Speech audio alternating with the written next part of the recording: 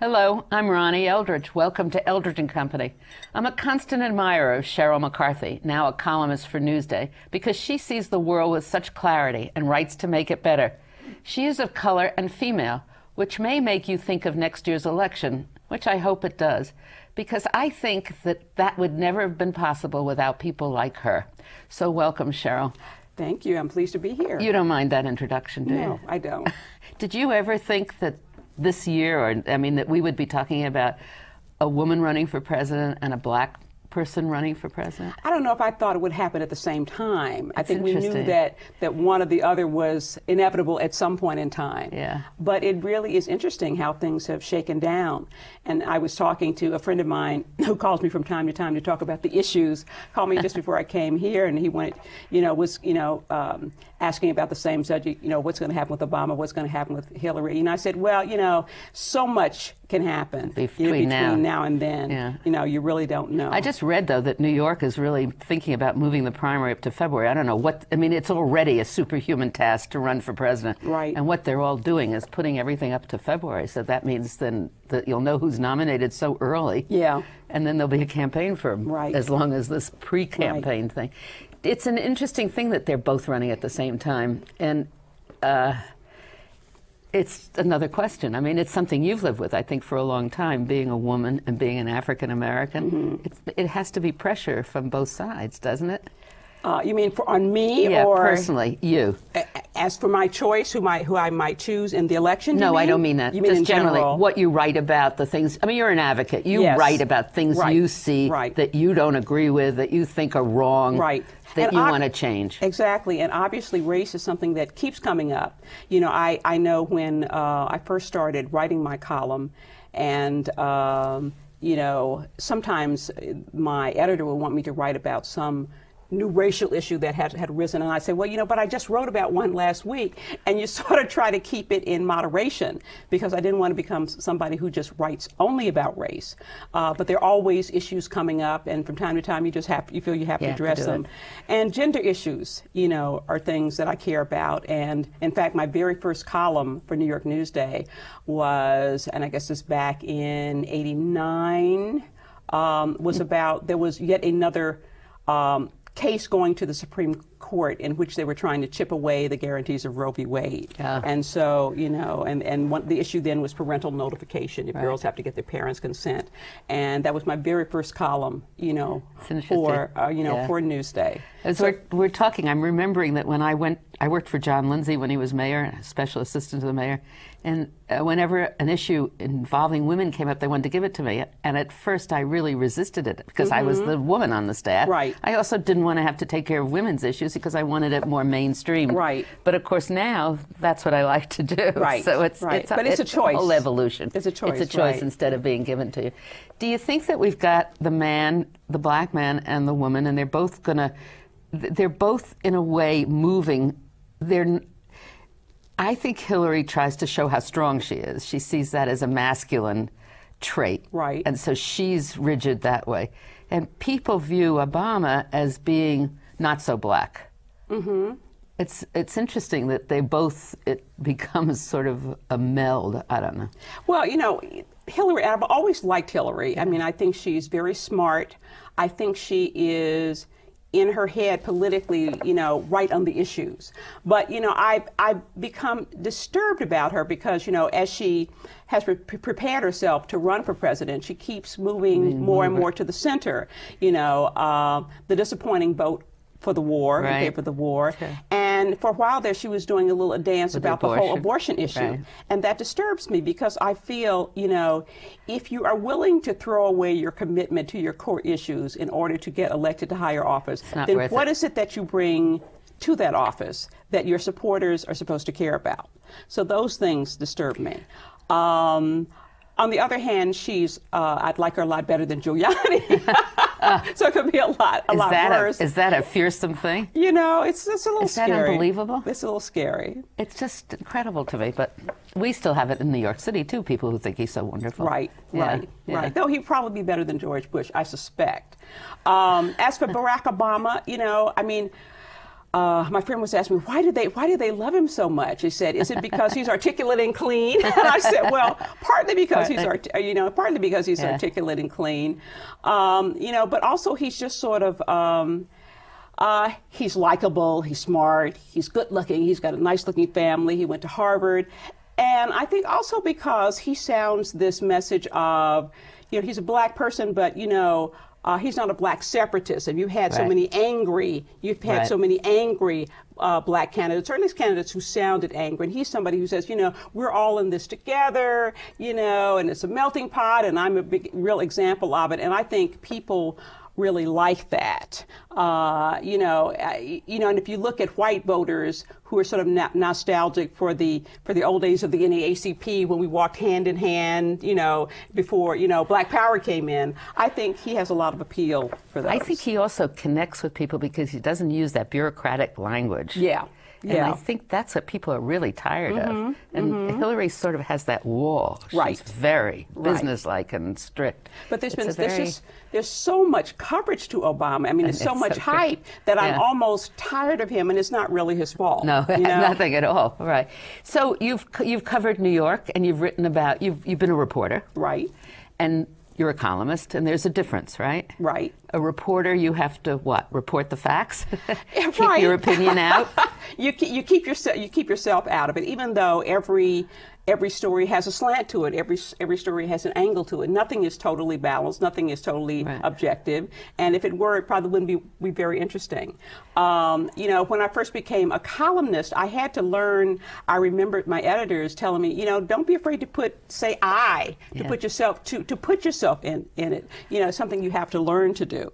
So that's really the difference. And, when I first became a columnist, I sort of wondered if I was going to have anything to say, something to opine on, something that I could, take a position on, twice a week.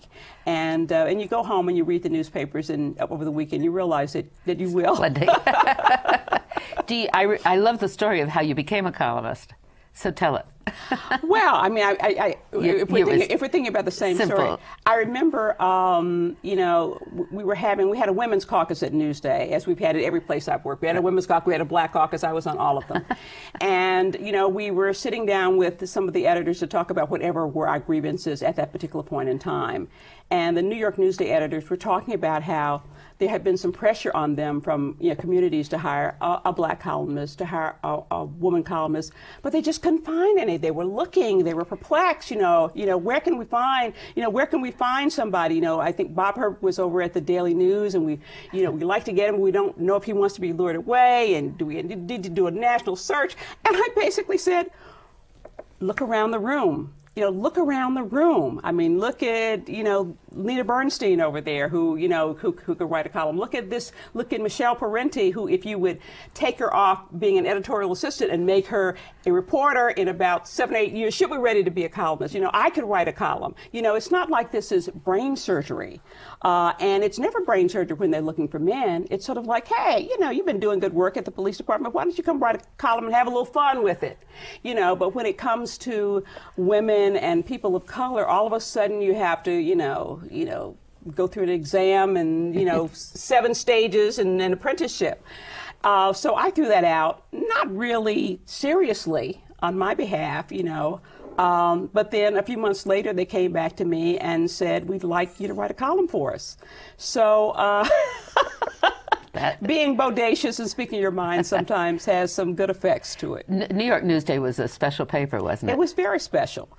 It was special because, it was a paper that was going to move into New York City and really try to go head to head with the Times and with the Daily News, and also with the Post, and sort of was going to be right in the middle there. Probably more respectable than the News, not as high-toned and I don't know the word, self-conscious as the Times. And so it was a really good paper that brought on a lot of really interesting people, a lot of really good talent. We liked each other. It was a good culture, one of the best cultures that I've worked in. And we did a lot of really good journalism. So it really was a special place. And I think it's a place that people are going to emote about and reminisce about in the same way that people who used to work for the Herald Trib, the old Herald Trib, will remember it. Yeah, I think that's true, and I think more and more it's true because the Times is going more national. Right. The news is really going, English and Australian or something, and the Post. And Newsday has totally receded into Long Island. Right, it's too bad. So, having covered New York City and the world, what surfaces as the most serious things, the problems that you see? Well, as we said, gender issues always coming up, reproductive issues, which I think are very important. There's still efforts to chip away at Roe v. Wade. That's not as much on the radar screen as it used to be, because I think even though you have this big anti-abortion contingent, I think Americans have gotten used to having legal abortion, and probably deep down don't want to get rid of it, Well, we did see what happened. Where was it? In South Dakota? Right. Yeah, they outlawed it altogether, right. Correct? And then it was, it was a referendum, wasn't it, on the ballot, and they defeated it. Think. Yeah. Yes. I think it would be hard to get rid of even with the court the way it is. Right, to criminalize abortion once again. So gender issues are important. Race issues are always rearing their head. If I think of, and one of the issues for me is how race plays out in the criminal justice system. So many ways. I mean, whether it's racial profiling or people getting shot for standing on their porches, but also just the way our society, how cavalierly it is able to throw away the lives of black people, in particular black men. I'll tell you one case. There was a young man named Edwin Smith out in Queens. This is back in the mid-'90s. He was a homeless guy, had a drug problem, and one night he was living in this old abandoned building. I think it was a warehouse with his girlfriend in the wintertime. And one night, he lit a makeshift candle so that they'd have a little light and a little heat. Unfortunately, the curtains caught on fire. There's big fire in the building. The fire department responds, and a young white fireman is killed in the process. A young man, his wife was pregnant, had a nice guy, had a nice family. Edwin Smith was a screw-up. No doubt about it, he was a screw-up. But then they charged him with, I think, second-degree murder. I remember this. In a case that was obviously an accident. I mean, he could have burned up in it as well. He wasn't trying to set himself on fire, his girlfriend on fire. An accident, or at most, reckless endangerment, perhaps. He is, but I think that in looking at the white upstanding fireman with his family on one side, and Edwin Smith, the dope addict black guy on the other side, they felt they had to do something really dramatic. So he's convicted of second-degree murder and sentenced to, I think, from 17 to life. Eventually, that was overturned, and it was bargained down to, I think, 10 years in prison. But that kind of situation, totally out of proportion. He was not. There was no intent. He was not a murderer. He was just a screw-up, who had an accident. But that kind of thing that you see so well, because I think society devalues the lives of young black males. I think that's definitely true. And of course, we know the percentage of population in prison is mostly of color. Overwhelmingly. Yeah. But it doesn't really start there, does it? It starts education, doesn't it? I mean, most of the people that we find in prison, and they keep going in and out and in and out and in and out, are people who can't find work, who don't find work. Most likely they all have learning disabilities, but they're never tested. I mean, we don't know. It starts with their families. You have a lot of families. You have a lot of broken families, a lot of challenged families. A lot of young mothers. A lot of young mothers. In the black community, almost totally absent fathers. You go into the housing project, the men, they just aren't there. They are not there. And so it starts there, and it starts in the children not really having the proper respect for education, and therefore not really getting an education and leaving the schools, not knowing anything much. And then you're out here in a world that demands more skills than you needed, 40 years ago. And they don't have them.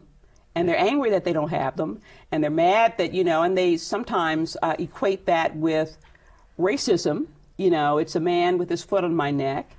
And so it leads to a lot of really So it's really bad the two consequences. separate societies. Yeah.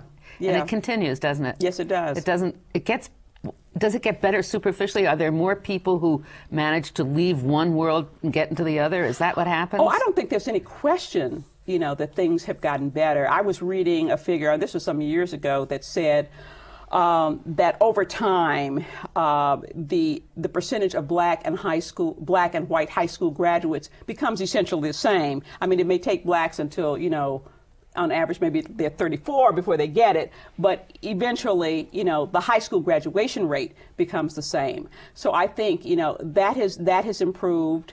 You certainly have many more young black people going to college, although a lot of the males are falling out, and you see a lot of black women in college and not as many black males. But and I mean, you can't.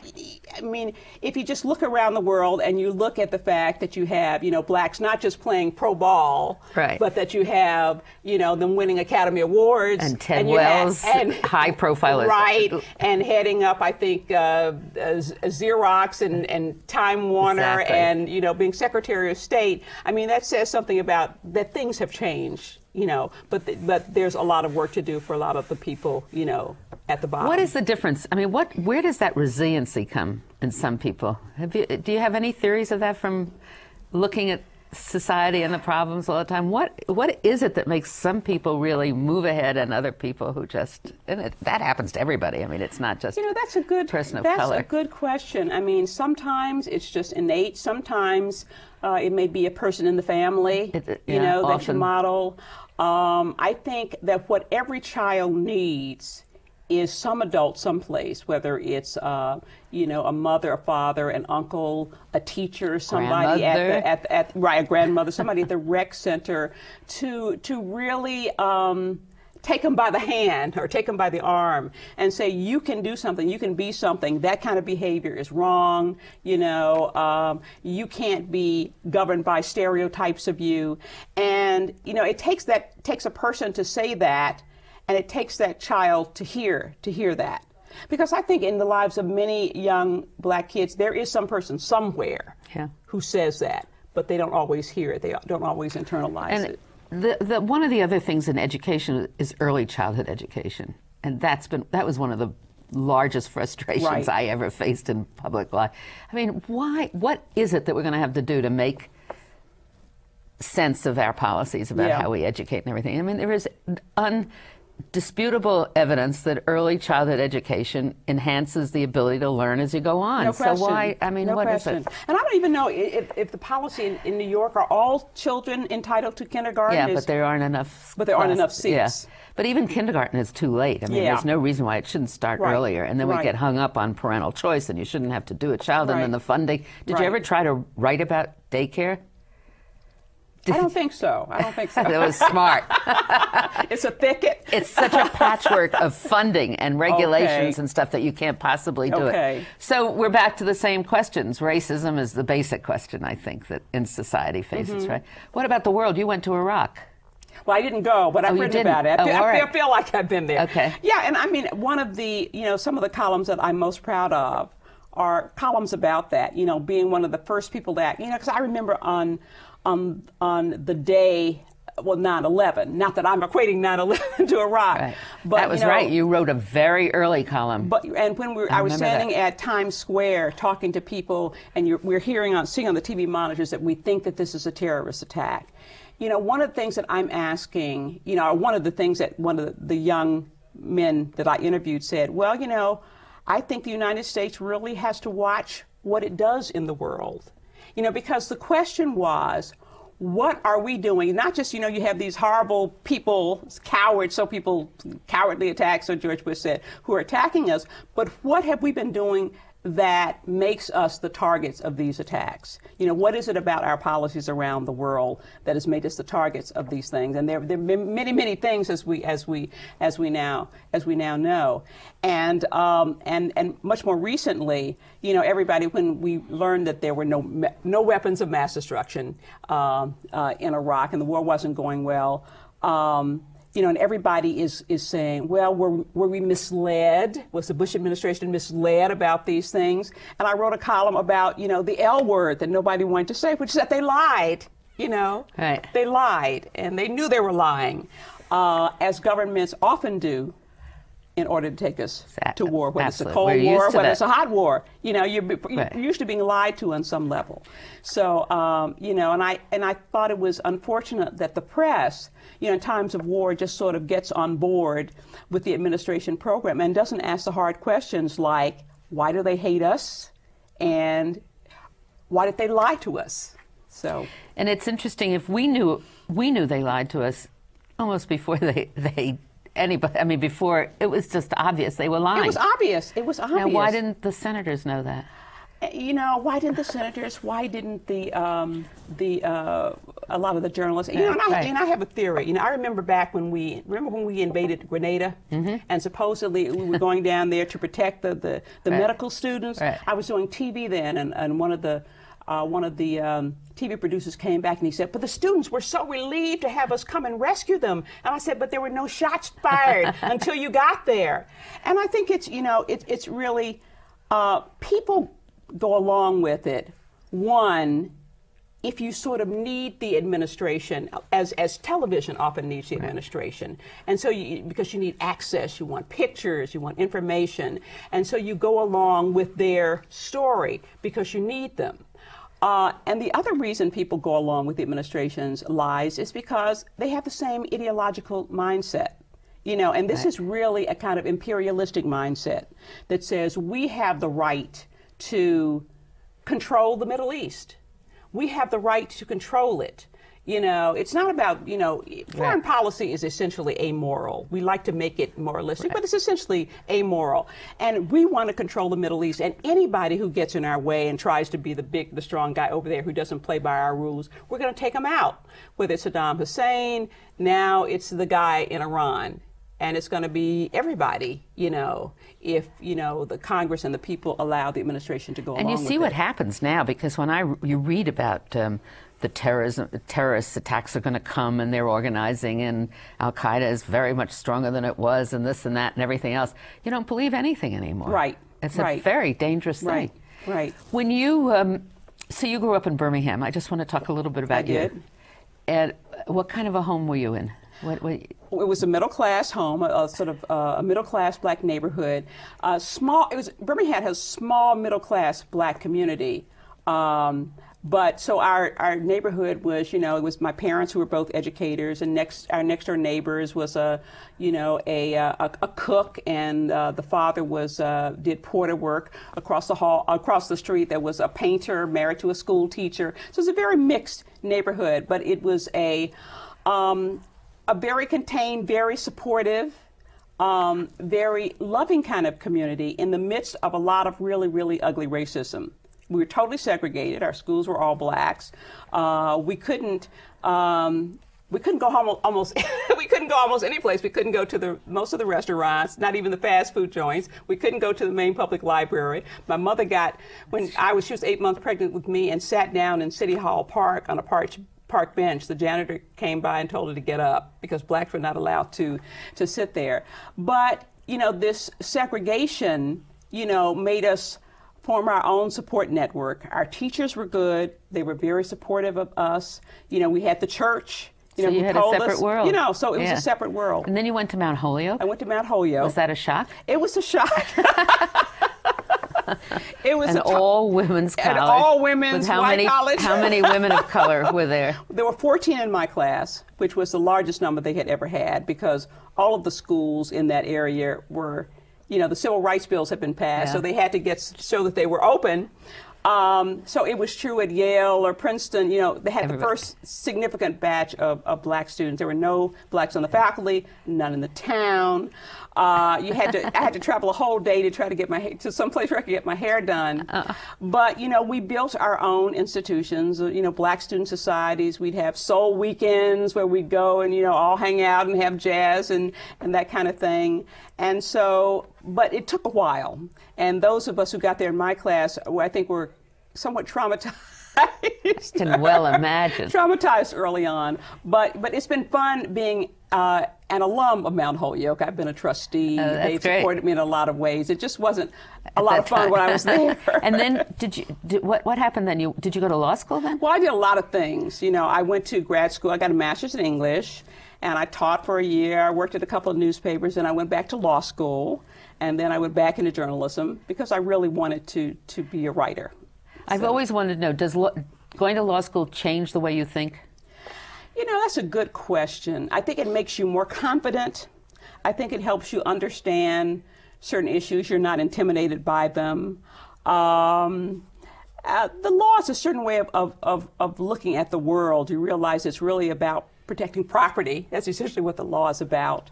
It allows you to argue either side of an issue. That comes in handy. So it probably does affect you in some way. But I think, you know, the main thing for me, one reason I wanted the degree is because I wanted to be considered a serious person. I think that's true. And I think that that helped with helps. A woman. Now you're teaching a course at City College. I am. And it involves the law and journalism. Right. It's a course, it's entitled, I always get the title wrong, it's Journalism, Ethics, Law, and the Public Interest, which is basically about, you know, doing the right thing. What is the right thing for journalists to do in different kinds of situations? You know, what is journalism about? Are the facts and the truth the same thing? And they're not. You know, and journalism really is a search for the truth over time. Hopefully, you will eventually get to it or close to it. And readers should take the same course. Yes. So when we read the papers, we can read and decide what's true and what isn't true. Exactly. We've come to the end of our half hour. Wow, that went fast. I know it did. So thank you so much, Sheryl, and look forward to reading more and hearing more of your opinions and see what happens in the world. It's been a pleasure. Thank you.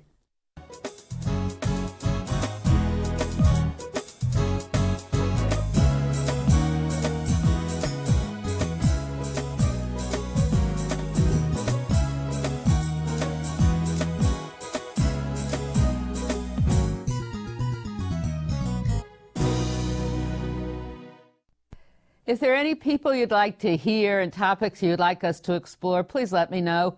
You can write to me at CUNY TV, 365 Fifth Avenue, New York, New York, 10016, or you can go to the website at cuny.tv and click on Contact Us. I look forward to hearing from you.